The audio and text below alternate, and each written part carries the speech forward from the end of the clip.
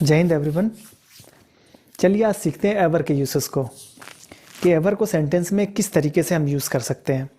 ठीक है, आपको पता होगा कि एक वर्ड को एक तरीके से कभी यूज़ नहीं किया जाता, एक वर्ड को कई तरीके से यूज़ कर सकते हैं।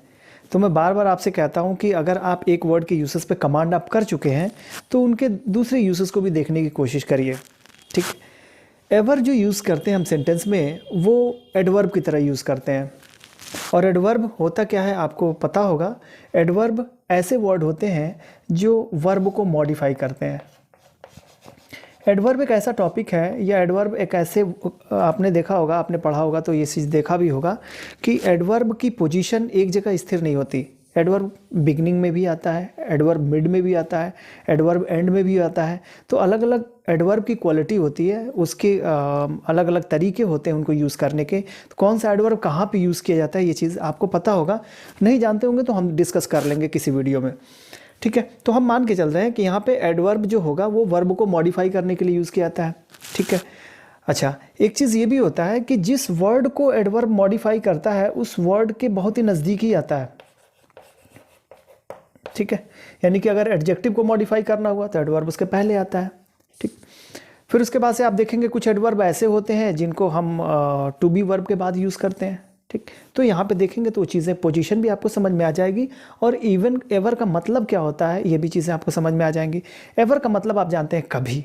ठीक है, लेकिन इनको जो यूज़ करते हैं हम सेंटेंस में वो निगेटिव इंट्रोगेटिव सेंटेंस में यूज़ करते हैं और इफ़ के साथ यूज़ करते हैं। ठीक है, वो सारी चीज़ें यहाँ पे लिख दी गई हैं, आप इसको पढ़ लीजिएगा। मैं बता भी देता हूँ, लिखा हुआ है used in negative sentences and questions और sentences with if to mean at any time. इसका मतलब ये हुआ कि आप इस एवर को निगेटिव सेंटेंस में यूज़ कर सकते हैं, इनको इंट्रोगेटिव सेंटेंस में यूज़ कर सकते हैं, इसको इफ़ के साथ यूज़ कर सकते हैं। लेकिन इफ़ के साथ जब यूज़ करेंगे तो इसका मतलब होगा एट एनी टाइम। ठीक है, जैसे यहाँ पे सेंटेंस में आप देख सकते हैं लिखा हुआ है if you are ever in Padrauna, यानी कि जब कभी आप पडरौना में हों। तो एवर का मतलब यहाँ पे कभी से तो है, लेकिन किसी भी समय, at any time. If you are ever in Padrauna come and see me, आइए और मुझसे मिलिए। तो यहाँ पे हमने इफ़ के साथ यूज़ कर दिया। निगेटिव इंट्रोगेटिव सेंटेंस में भी हम यूज़ कर सकते हैं। देखिए निगेटिव सेंटेंस में यहाँ पे हमने यूज़ किया है she hardly ever goes out. अच्छा नॉट नहीं है इसमें, अच्छा नॉट नहीं है तब भी ये निगेटिव सेंटेंस है, क्योंकि यहाँ पे एक निगेटिव वर्ड यूज़ किया गया हार्डली। ठीक है, she hardly ever goes out. Hardly ever का मतलब होता है ऑलमोस्ट नेवर, मतलब कभी नहीं, ना के बराबर, एकदम ऑलमोस्ट नेवर, मतलब वो कभी बाहर जाती ही नहीं, ऑलमोस्ट नेवर। यहाँ पे एवर का यूज़ किया, देख रहे हैं मेन वर्ब के पहले यहाँ पे यूज़ किया गया, टू बी वर्ब के बाद यूज़ किया गया। तो इस पोजीशन को भी आपको ध्यान में रखना होगा कहाँ पे हम इसका यूज़ करेंगे। इंट्रोगेटिव सेंटेंस में देख लेते हैं, यहाँ दो सेंटेंस में हमने इंट्रोगेटिव सेंटेंस में दिखाने की कोशिश की है। Don't you ever get tired. अच्छा, इस तरीके के जो सेंटेंसेस होते हैं उसमें हम सरप्राइज या शॉक को दिखाते हैं। कभी अगर आप किसी से क्वेश्चन भी करते हैं क्या तुम कभी थकते नहीं हो, तो इसका मतलब आप उसके थकने को लेकर, यानी कि ज़्यादा आप पूरी तरह से कंसंट्रेट हैं, आप ज़्यादा इच्छुक हैं ये जानने के लिए आखिर में वो खाता क्या है, कि मॉर्निंग में जैसा दिखता है वैसे ही इवनिंग में भी दिखता है। ठीक है, तो कहते हैं क्या तुम कभी थकते नहीं हो, तो इसका मतलब आप सरप्राइज हैं उसे देखकर। तो इस तरीके के सेंटेंसेस आप यूज़ कर सकते हैं। Don't you ever get tired, तो यहाँ पे आप देख सकते हैं टायर्ड, गेट टायर्ड, क्या तुम कभी थकते नहीं हो। ईडियम में भी इसको यूज़ किया जाता है। Idiom, did you ever, did you ever go to Mumbai. हालांकि ये एक इनफॉर्मल वे है, लेकिन इस तरीके से आप पूछ सकते हैं, स्पोकन इंग्लिश में इस तरीके की चीज़ें आप बोल सकते हैं। Did you ever go to Mumbai, क्या तुम कभी मुंबई गए हो। मतलब एक आम बात होती है कि जो कोई भी स्टूडेंट है, या अगर कोई बिजनेसमैन है, या एक आम आदमी भी, अब आजकल मुंबई पहुंच हो गई है तो, लेकिन अगर वो सुनते हैं कि नहीं गया है, या आप जानना चाहते हैं, पूछना चाहते हैं, सरप्राइज हैं कि भाई कहीं से आपने सुन रखा है कि वो कभी गया नहीं है, तो ऐसे सेंटेंस यूज़ कर सकते हैं। Did you ever go to Mumbai, क्या तुम कभी मुंबई गए हो, दिल्ली गए हो, इस तरीके से। सो डिड यू एवर से सेंटेंस की शुरुआत करिएगा। इसके साथ एक और भी वर्ड किया जाता है, ever since. Ever since, since the time mentioned, you know, यानी कि जो समय आपने मेंशन किया उस समय से अभी भी कंटिन्यू है, तब इस तरीके के सेंटेंस में आप एवर सिंस का यूज कर सकते हैं। जैसे he has had a car ever since he was 18। तो यहाँ पे एवर सिंस का मतलब है जिस समय से, यानी जिस समय से कॉन्टिन्यूएशन ऑफ टाइम, यानी कॉन्टिन्यूएशन ऑफ टाइम क्या है, वो 18 साल का जब से था उस समय से लेकर अब तक, अभी लगातार उसके पास, उसके घर में गाड़ी है। He has had a car, right. तो एवर सिंस का एक साथ यूज़ कर सकते हैं। एवर को देखा आपने इडियम में किस तरीके से यूज़ किया, सरप्राइज या शॉक को दिखाने के लिए। फिर आपने इफ़ के साथ देखा, एवर को हमने जब यूज़ किया तो उसमें क्या सेंस निकल रहा था, एट एनी टाइम के सेंस में यूज़ किया, निगेटिव इंट्रोगेटिव सेंटेंस में यूज़ किया। अगर ये कंप्लीट इन्फॉर्मेशन है एवर के बारे में, तब आपके अगर इस तरीके क्वेश्चन कभी स्पॉटिंग एरर में आ गए तो गलती कभी नहीं होगी, ठीक है। एक चीज़ और भी देखते हैं इसके साथ साथ, इसको भी क्यों छोड़ दें। लिखा हुआ use for emphasis when you are comparing things. Ever का यूज़ हम कंपेयर करने के लिए भी यूज़ करते हैं, खासतौर से जब सेंटेंस में उसको इम्फेसाइज किया जाता है। जनरली हम कंपैरिजन करने के लिए हम देखते हैं कहीं पे ई आर आया है कि नहीं आया, ठीक है, ई एस टी आया कि नहीं आया, यानी कंपैरेटिव और सुपरलेटिव डिग्री आया कि नहीं आया, दैन आया कि नहीं आया। तो ये जनरली इन चीज़ों को हम देखते रहते हैं। अगर ये ना आए तो हम समझते हैं कि कंपैरिजन नहीं हो रहा है सेंटेंस में। इन दोनों सेंटेंस को ध्यान से देखिए, एक में तो दैन हमने लिखा है, दूसरे में दैन को नहीं लिखा है, लेकिन इन दोनों सेंटेंस को पढ़ेंगे और समझने की कोशिश करेंगे तो इसमें कंपैरिजन की जा रही है। जैसे अक्सर ये सेंटेंस देख कर समझ सकते हैं, it was raining harder than ever, मतलब आज जो बारिश हुई है इसके कंपैरिजन में कभी इतनी ज़्यादा तेज बारिश नहीं हुई, ठीक है।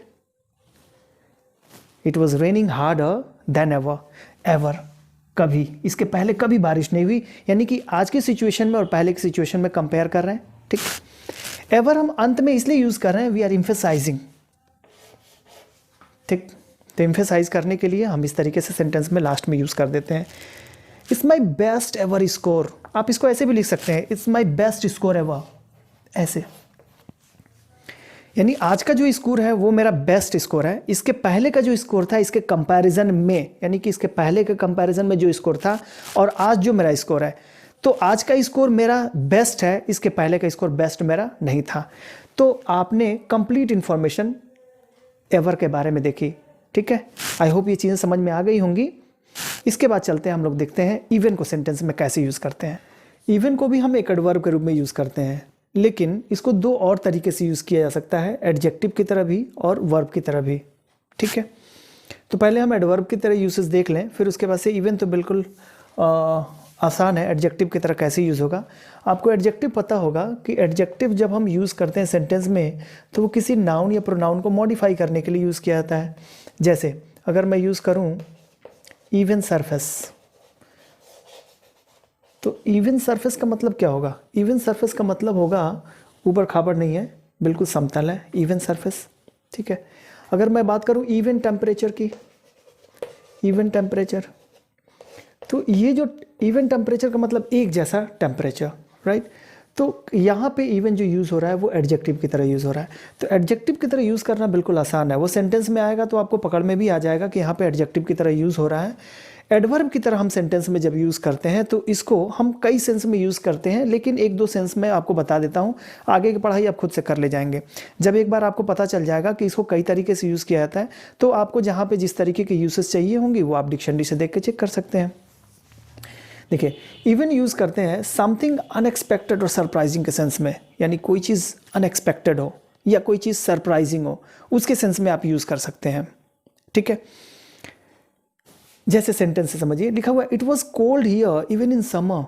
अच्छा, समर में तो गर्मी होती है, लेकिन अगर समर में भी ठंडी हो तो ये बात सरप्राइजिंग है, तो आप यूज़ कर सकते हैं it was cold here even in summer, ठीक है। सरप्राइजिंग यही है तो उसके पहले आप यूज़ कर सकते हैं इवन इन समर।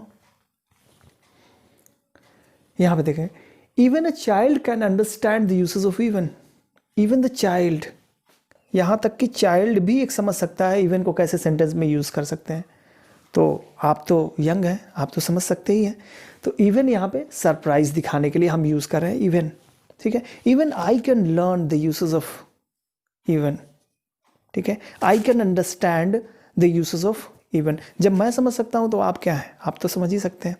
तो इवन को यूज़ करते हैं हम अनएक्सपेक्टेड, समथिंग अनएक्सपेक्टेड और सरप्राइजिंग के सेंस में, ठीक है।